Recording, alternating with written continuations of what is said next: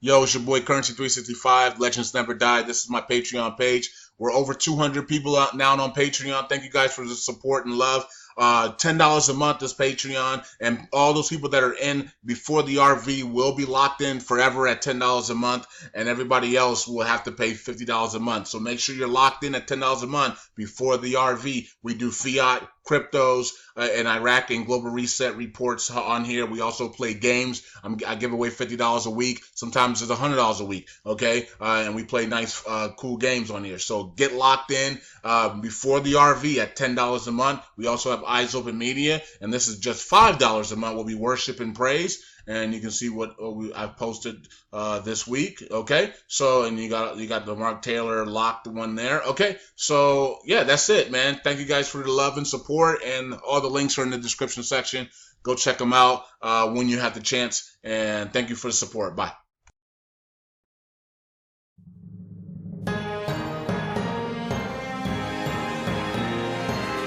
The State of the Nation with Zororo Makamba.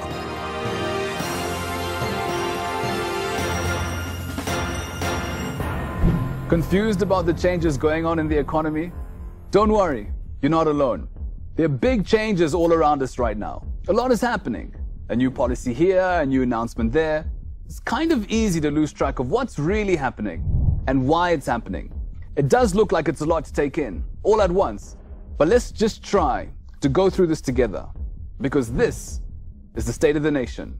First, we have to look back at the big picture. So we have to take a step back, a little bit. Let's start in 2008. That's one year we'd all like to forget. Empty shelves and food shortages. Our currency collapsed.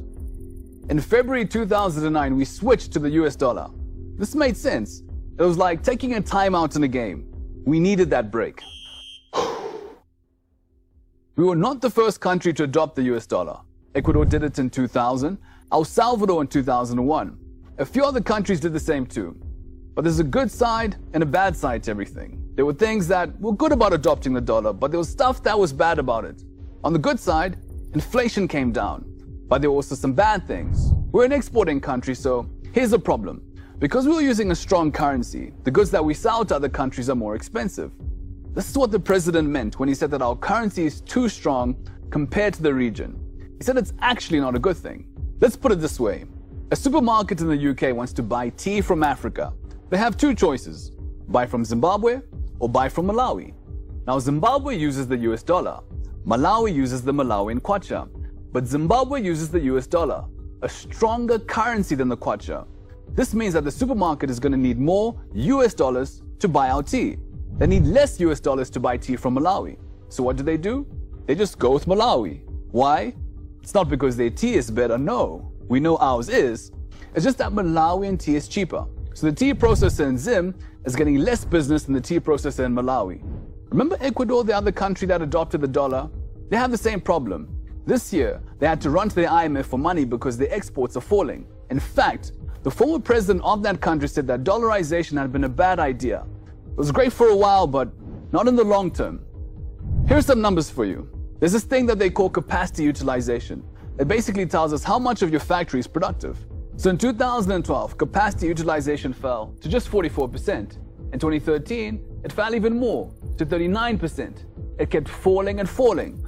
So the government had to ban some imports to save our industries. Now we learned a lesson here.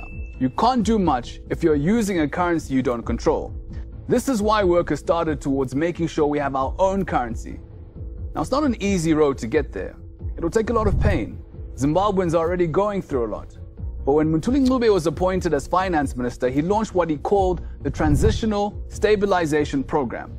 One of the big ideas of that plan is to work towards having our own currency.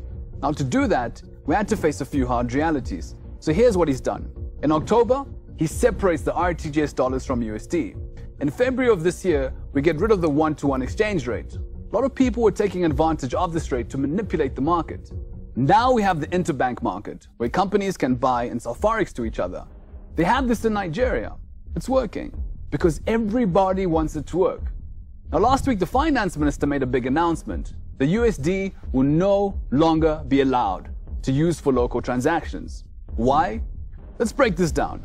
In many countries, the US dollar is used only to make foreign payments. In Zimbabwe, it was being used for local transactions. This means there was a lot of demand for US dollar. Now this caused the rate to keep rising and rising. Now because our businesses were pegging their prices against the rate, prices started going up and up and up. A lot of people were taking advantage of this situation. There was a lot of arbitrage. We had relationship managers at banks taking advantage of us. Some were demanding bribes for you to access your own money. We had people playing the market and driving up the forex rates. Now here's an example. I go to a bank. I borrow lots of money at very low interest rates, at 15%. I don't use that money to build my business or to grow crops, no. So what do? I take that money and I buy forex on the black market. The rate goes up, prices go up, and many big corporates have been guilty of this. So what has the RBZ done? They have raised the interest rates. Now if I go to the bank for money, it's because I really need to do something productive with it, not to trade forex. By raising the interest rate, it means there's less money on the market for people to buy forex with. It's basically the opposite of printing money. Is all this unusual? No. If you go to any country, you must change your dollars into the currency of that country. That's how countries make sure their own currencies maintain value. In fact, from this August, the Botswana Revenue Service won't allow you to pay any fees or taxes in forex. Change the money to Pula, then pay. Now some will be asking, why not go back to full dollarization? Well, before I continue, here's what former Finance Minister Tendai Biti said. The US dollar is not sustainable for a number of reasons. It's overpriced, so it makes our exports so expensive. It also makes the cost structure of this economy so expensive. We've already shown you what happens when the dollar stays too long. We've also told you what's been happening in Ecuador. Another thing is this, in 2009 we had a $4 billion economy. We had up to 800 million US dollars in physical cash in circulation. We even got some 500 million from the IMF that year, but we never put in enough controls. So what happened? A lot of money left the system. We have an even bigger economy now, but not enough US dollars. We had 800 million at the start of 2009, and right now we have just 262 million. Should we be afraid of a repeat of 2008? Of course, but there's a big difference. In 2008, government spending was through the roof. Now, we're not printing any new money, either as bond or RTGS dollars. We've stopped borrowing from the Reserve Bank, and we've cut out a lot of subsidies. So this is where we are. We're on a painful but necessary path of reform. Something has been broken in our economy for far too long. It needs fixing. With so much happening, it's easy to lose focus. It can be hard to remember where we've been and where we want to go. There are no easy solutions. In this environment, there's so much information flying around us. Some of that info is meant to make you afraid. It's meant to make you panic. It's meant to make you lose hope. Some of that information is fake. So let's read more. Listen to other people outside our usual circles, and let's educate each other about what's going on. Each of us has a contribution to make in all our individual and different ways. We can demand a shift in attitudes, for example. We can ask questions. Why is it that medicine costs 80 US dollars in Zim when it's 4 US dollars in SA? Why should those who don't earn US dollars be shut out of their own economy? Why do we treat foreign currencies differently here in Zim? Why are we that country where people peg prices in US dollars? We all can make this work. We've been in the deep hole. Climbing out of it won't be easy, but we can be part of the solution, or we can choose for these reforms to fail, just so that we can say, I told you so. But here's the reality. If all of this fails, all of us fail. But if these reforms succeed, we all succeed. We have one country, and it belongs to all.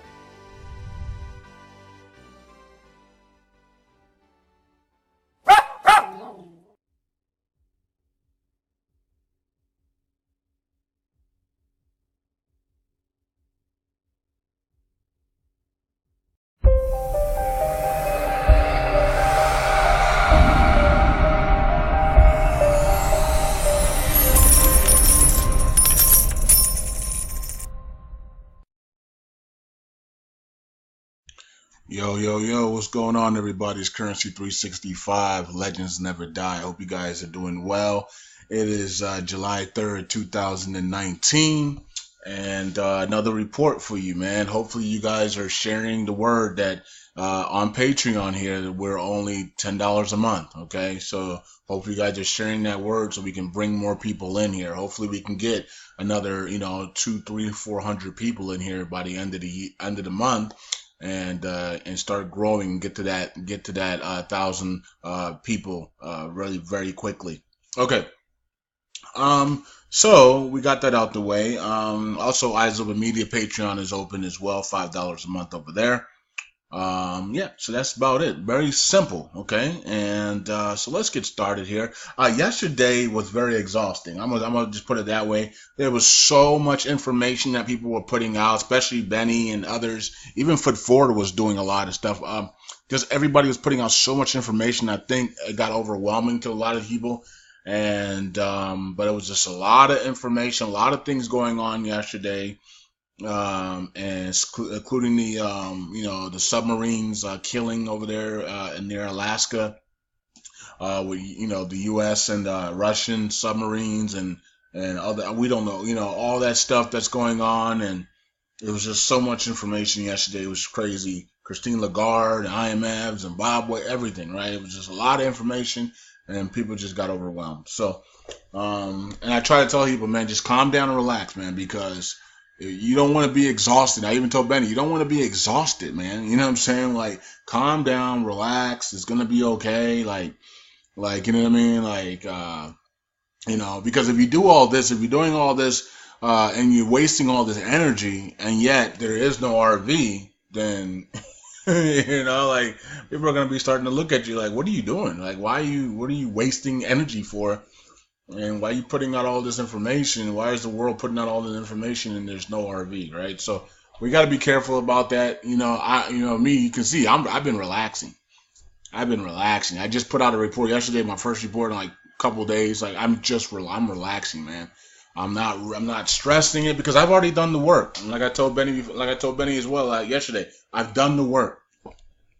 I've done the work. I've already grind. I've put out over 20,000 videos. Like, I've done the work. I've told people the secrets. I've done everything. Okay? And so now we just get to lay back. It's like buying the dips. Like when Litecoin was going from 300 all the way down to 22, those who bought that whole dip all the way down every day, just kept buying Litecoin every day down to 22. And then was buying all the way up, right? And then it came back to about 140 and something, and then you took your profits. You were very happy, right? And you were just relaxed. Because you did the work. You did the work. You put the money in there every day when it was going down, and when it came up to 140, you were in a massive profit, right? You got massive profits for buying all the way down and then buying all the way up. So it is what it is. Okay, so let's get started here. You got the Dow Jones closed early today because tomorrow is July 4th. And if you guys haven't seen, there was a lot of military action in D.C. If you haven't seen it on Twitter or on YouTube or social media or Instagram, I think they had some glitches today again on Instagram and other places had glitches. You couldn't do stories. Like, I was trying to do my stories. If you guys saw my stories on Instagram, they were all blank. Like, you couldn't do stories. They just turned blank. So Instagram had some glitches today as well again. So I think Facebook had glitches as well. I don't know. So a couple places had glitches again. But there's Trump had the military stuff, armors and all types of military vehicles were in DC, and they're getting ready for this massive 4th of July Independence Day celebration. And and I'm seeing on Twitter that the Democrats are angry about this big celebration for their own independence of their own country.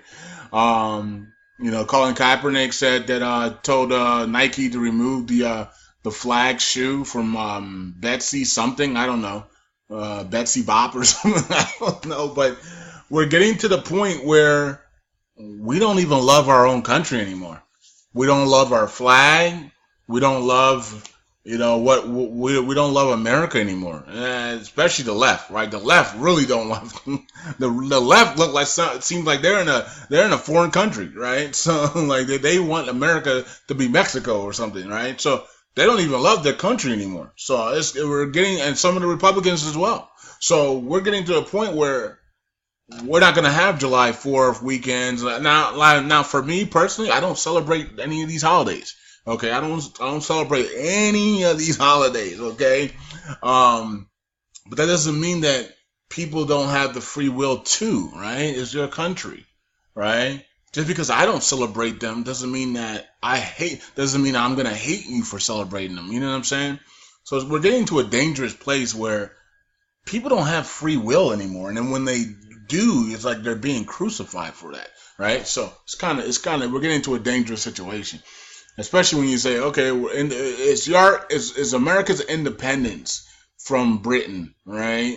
From the UK, from Europe, whatever you want to call it, right? The British.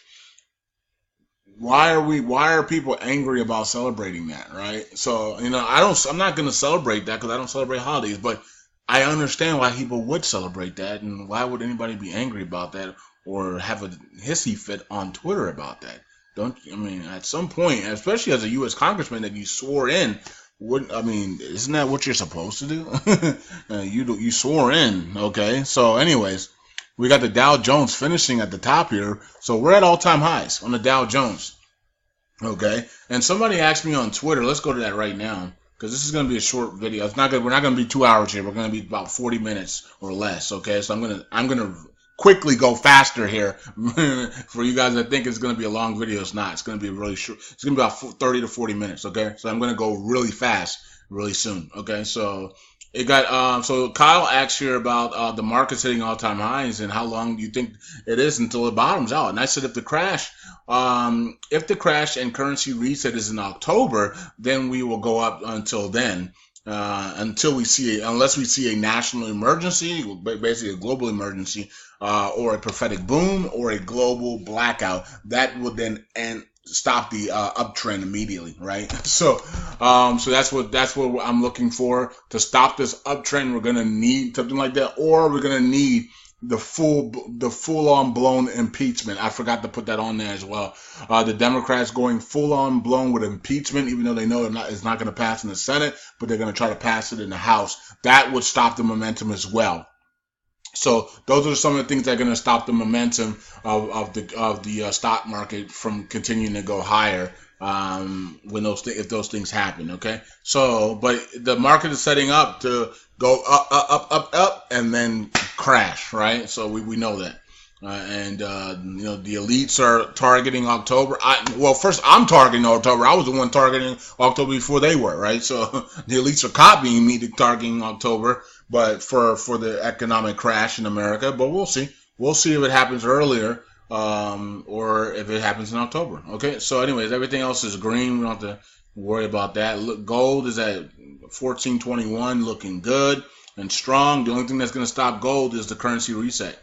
Okay, so 96.77 for the dollar, and the dollar's strong as well. So let's go here and let's start to speed it up. I told you guys we're going to speed it up here.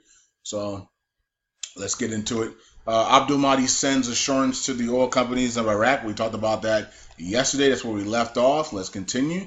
They approved the establishment of the Iraqi Deposit Insurance Company with the capital of 100 billion dinars. Okay, not dollars, but dinars. Everything, look, they're doing things in dinars now, and as you realize that, right? So back then, they used to do things in dollars all the time. Now they're doing literally almost everything in dinars. So they're using their own currency, they believe in their own currency, and now they just have to add purchasing power to their own currency. Okay, the first step is using your own currency, then believing in your own currency, then using your own currency, and then adding purchasing power. Okay, now I talked about the deposit insurance just a couple reports ago. Maybe it was there were 2 reports ago, or yeah, I'm not sure it was yesterday's report. I can't remember, but I talked about the deposit insurance and how they have already put that in there for the citizens. To trust the banks. Look, we have a deposit insurance in here. Your deposits are guaranteed.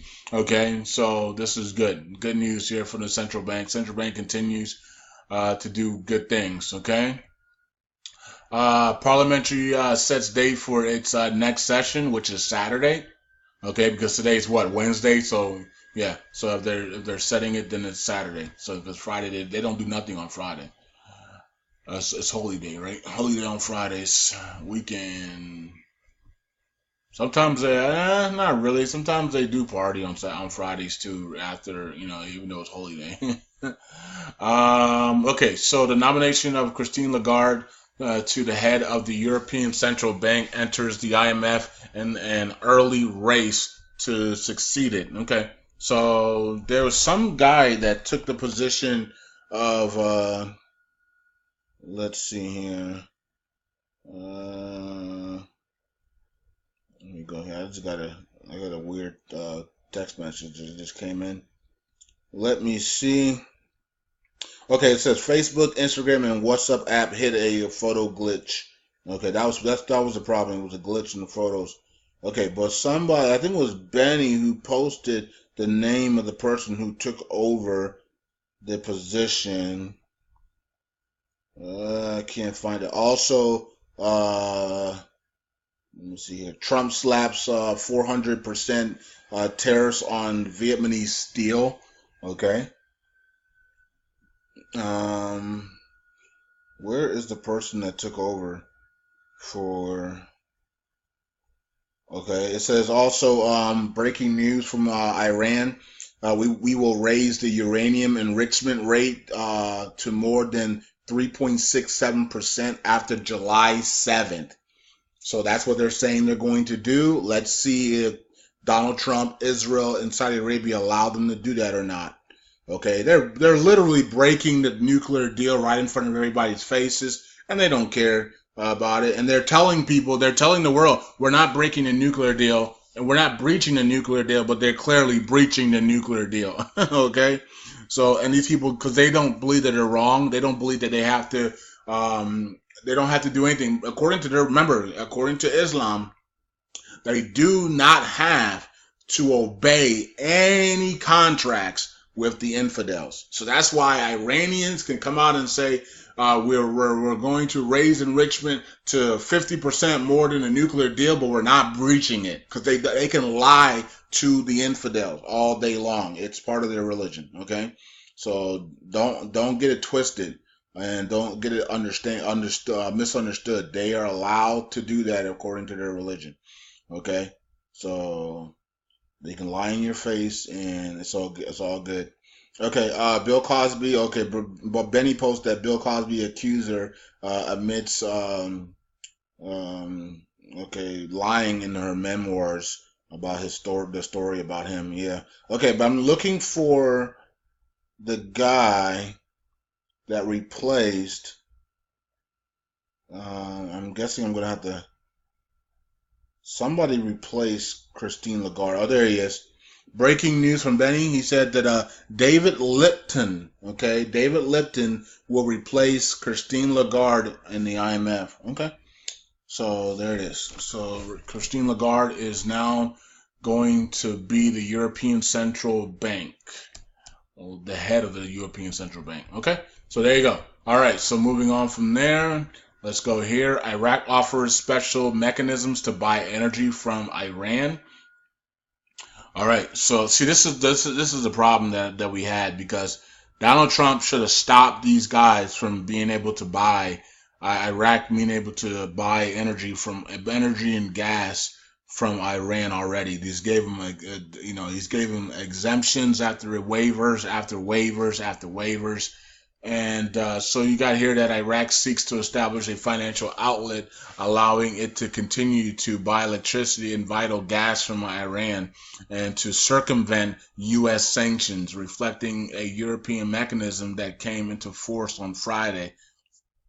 They're going behind our backs. They're using gateways to buy the gas and electricity from from Iran. This is why we should have just told them you can't do it.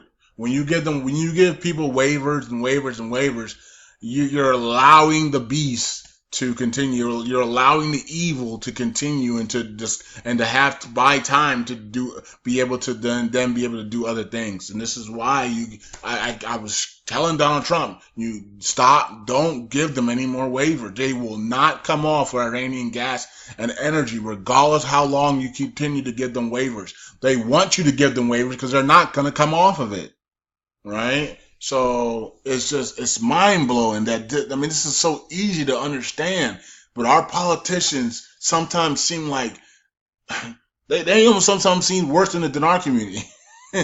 Golly, is it that? Do you need to agree? Do you need to be the president of the United States to realize that Iraq is not coming off of the gas and energy from Iran, but you keep giving them waivers?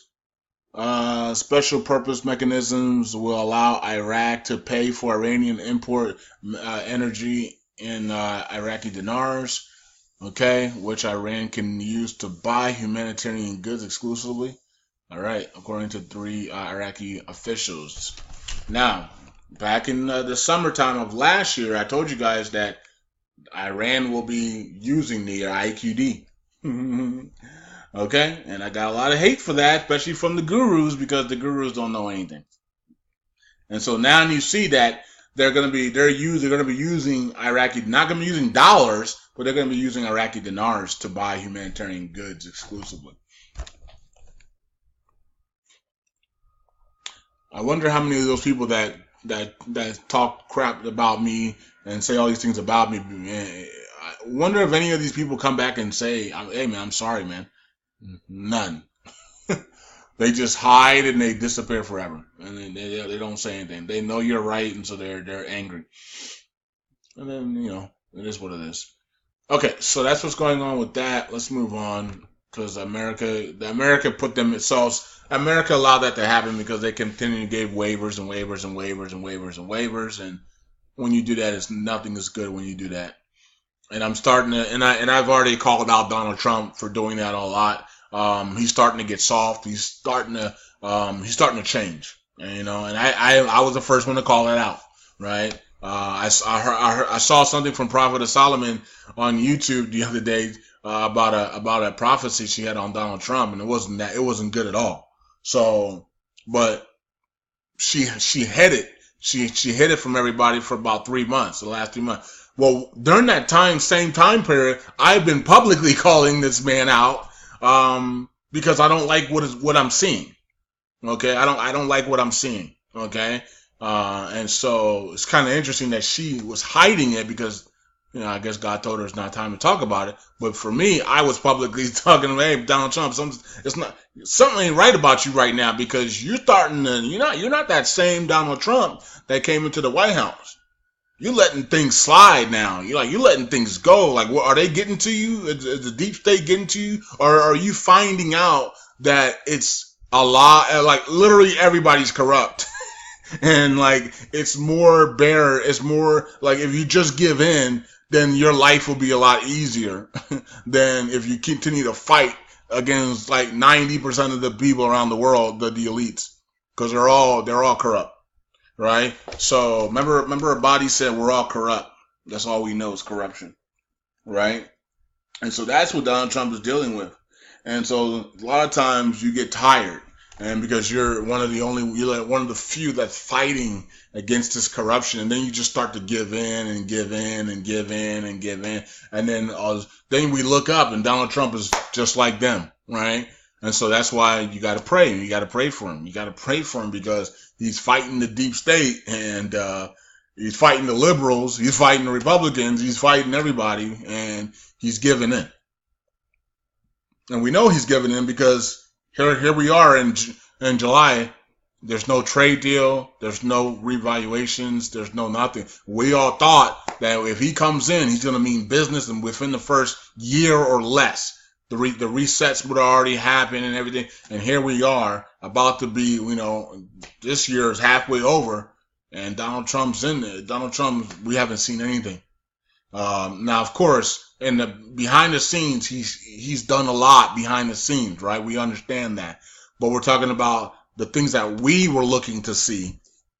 we haven't seen it, right? And so we were talking about Obama, and Obama was in there 8 years, and he couldn't revalue. He couldn't do the reset. He couldn't bring, he couldn't complete the mission. And so Donald Trump's been in there for a while now, okay, and he hasn't been able to do it as well. So we just gotta continue to wait and see and pray that he's able to, to be able to complete this. But at the same time, it's very hard, right? This is not an easy task. This is spiritual warfare.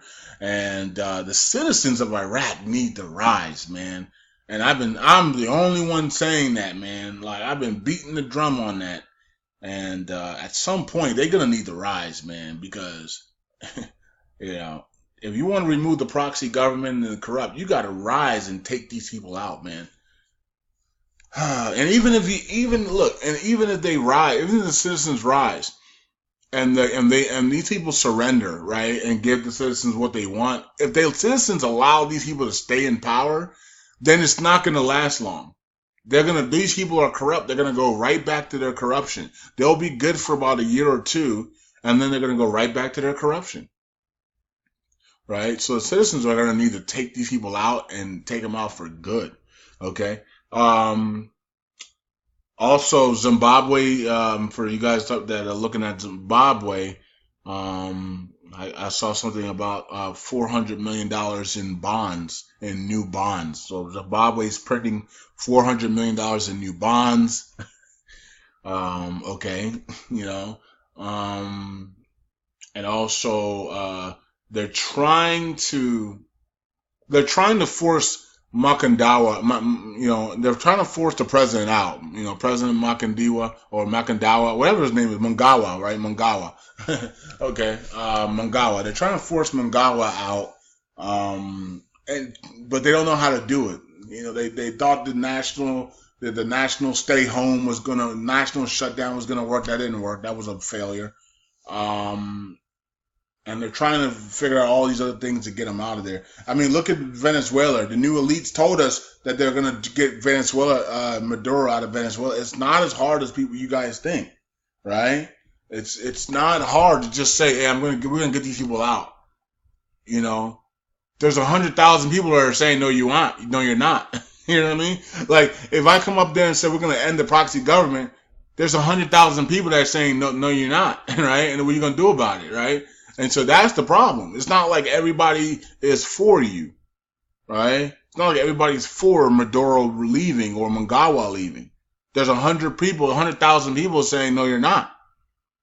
Okay? And then what you have to do is then you have to come with your million people and say, yes, we are. Right? And so that's where we're at right now. Okay?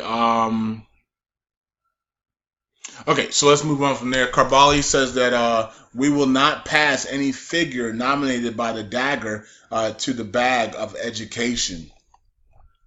Okay, so once again, they are just, this is unbelievable, man. They're just delaying the education minister on purpose here, and they're not going to pass anybody. Okay, now they don't want to pass anybody that's a proxy either, though. So they're not going to pass anybody that's a proxy. They're not going to pass anybody that's corrupt or has any ties with corruption. So they're just going to leave. They're just going to linger the education minister out here all the way till October. Okay. It says, let me see here. It says the member of the Iraqi Council of Representatives on the coalition forces, Mohammed Karbali, says refused to vote on any coalition candidate by the Secretary General of the Arab Project in Iraq. Sheikh Kamis Kanjar. Yeah, that's the one we talked about the other day. That's the person that got rejected. But it says to fill the post of Minister of Education. Well, isn't that the person that got rejected? So, I don't know. So anyway, but he said they're not going to fill the hand of the candidates of Dagger, noting that the many blocs do not want to pass it for various reasons. Yeah, they don't want to pass it because they don't want to end the proxy cabinet. Okay? Because if you end the proxy cabinet, then they need to bring up the proxy administration and then the special grades and remove the central bank governor. And then if they do that, then we know that we most likely we will see changes in the monetary policy and things like that. And they don't want to do that. At least under their watch, they don't want to do that because they're Kabbalists. So they don't want to do it underneath their watch. At least they want to be ousted out first and be turned over to the new elites, and then have the new elites do it. They don't want to. The old cabal do not want to give the wealth transfer. Okay. It says former. Okay, this is interesting. It says former U.S. Ambassador Hakeem Al-Hakim. Okay. The guy that used to be in charge of the National Reconciliation, the guy that is the leader of the Wisdom Coalition, Hakeem, the guy that just was in charge of the Reconstruction and Reform Committee, okay? And I was telling you guys, there's something not right about Hakeem. Well, he's also on the list of the of stolen money, about 30. I think he was at $24 billion, right? And so when he went against the opposition, and I told you guys,